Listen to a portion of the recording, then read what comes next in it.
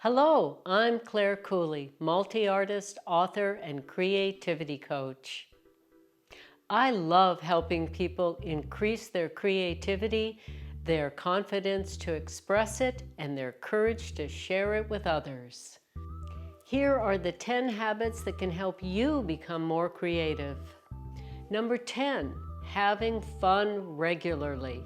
We think children are the ones that should play, but the truth is, the older we get, the more responsibilities and burdens, the more we need to have some time to play, and creativity's the way. Some examples of creative play are just stream of consciousness writing, sketching what you see or imagine, painting just because you love the colors and the texture, carving in clay, decorating your home, your wardrobe, making jewelry. There's so many ways to use your creativity to play. A great example of creative play is our sense of humor, being silly, being lighthearted, playing lawn games, just using your creativity to entertain yourself and your loved ones. Being more playful, especially in stressful times, helps you relax and find some lightness even in heavy times. Number 9, keeping an open mind. To not believe that we know things, certainly not enough or certainly not all of it. We can keep growing and expanding and experimenting and learning new things no matter how much we know and how much we've done. Keep open to new experiences.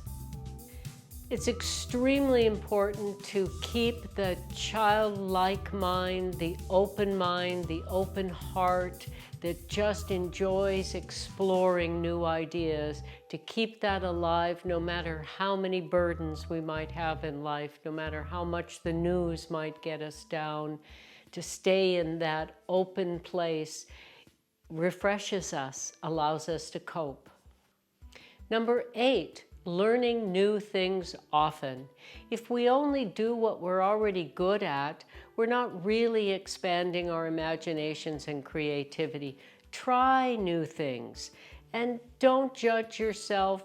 That it's not about whether it's good, it's about whether we have a good time doing it. Enjoy the process. Don't always think about the product. Number 7, using what we have. I find it very imagination enhancing to look around me and see what materials I have around me. Cattails, twigs, beach glass, stones to make artistic arrangements with. Trade with someone else who might have something that you can see an artistic purpose for, and they see an artistic purpose in something that you have. And it doesn't go in the landfill if we use what's around us. And we're not contributing to greenhouse gas emissions if we don't go buy something or have a truck deliver it to us. Use what we have to create the life we want. Looking around you for what you have to work with creates a necessity for more creativity than imagining what the perfect thing is and buying it.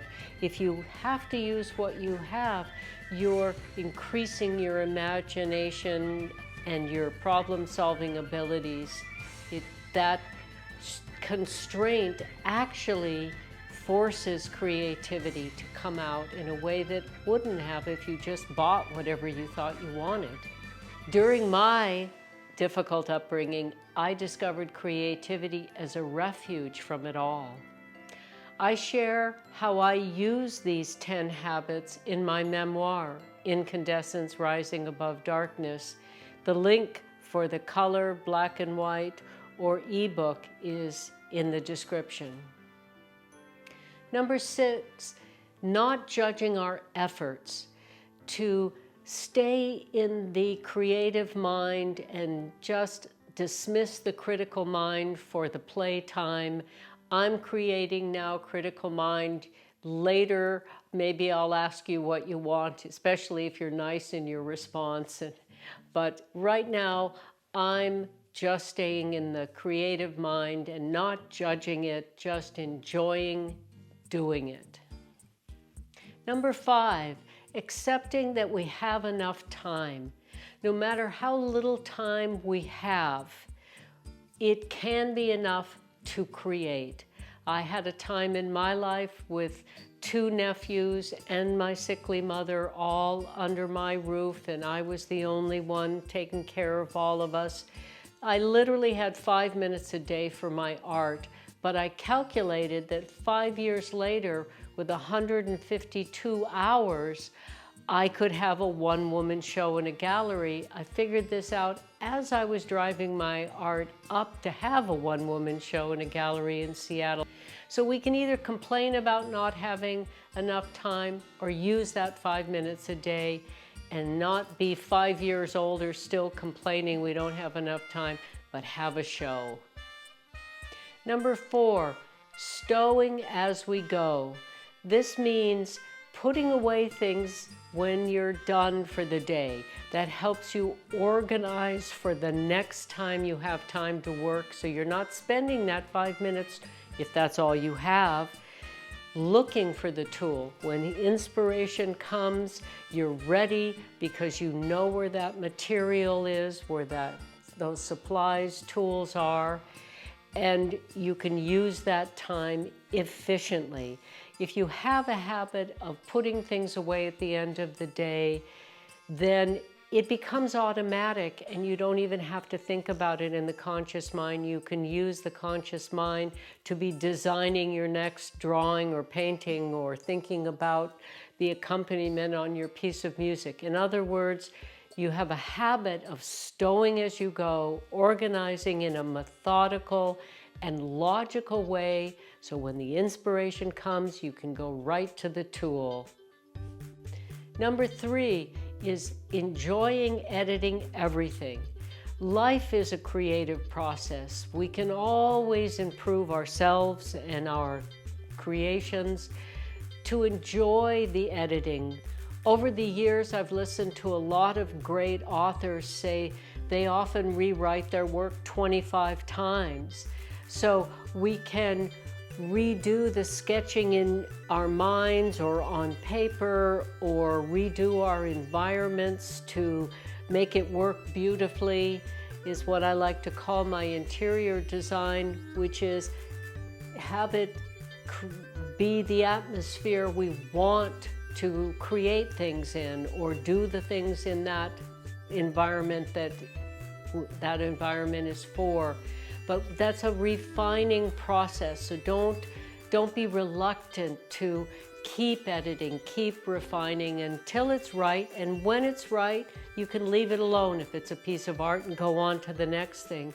If it's your environment or your wardrobe or your storytelling, keep improving it. Keep getting feedback to make it better, and keep refreshing things. I have lots of silk flowers with organic materials in it, and I redo them regularly. My all seasons Christmas tree that I leave up all year long, because I love to have the spring tree and the summer tree and the autumn tree with different sorts of decor on it. I love the lights in the center of the staircase, so I call it the all-season tree. But keep redoing things so that they keep fresh, you keep noticing them, you keep alive atmospheres when you redo and refresh. Number 2, being grateful for whatever we have. There were times in my youth where I literally didn't have a home. I've lived in an abandoned building, I've lived out of a car, in a tent, in a teepee, but I always had a bamboo flute, a journal, and a pencil.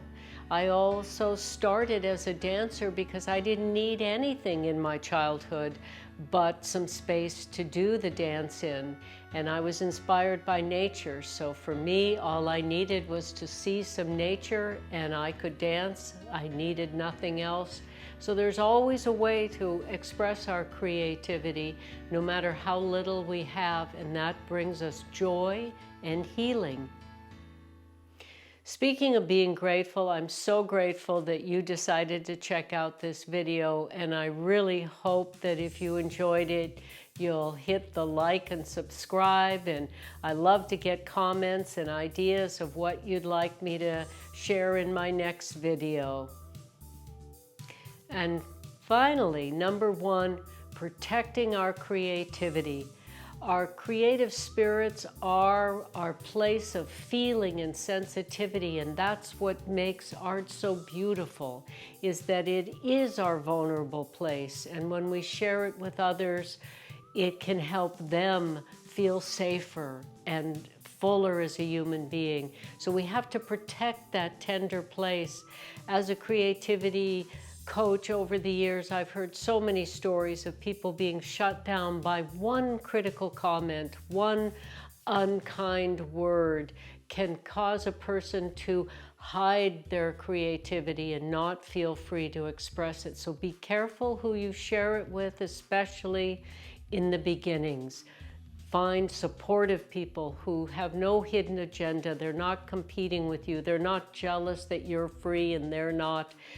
Find those sacred witnesses and share it with them. Everybody else, love them at a distance. Thank you for watching. I really appreciate it. Until next time, stay creative.